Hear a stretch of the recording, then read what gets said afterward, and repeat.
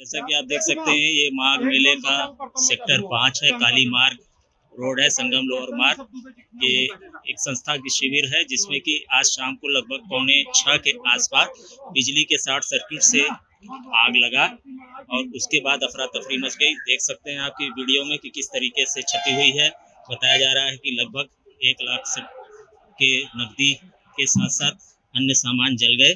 किसी शिविर में एक महिला भी, बुजुर्ग महिला भी थी, जिसको कि उनके बेटे ने बहादुरी का परिचय देते हुए बाहर खींच लिया और उन्हें बचा लिया गया।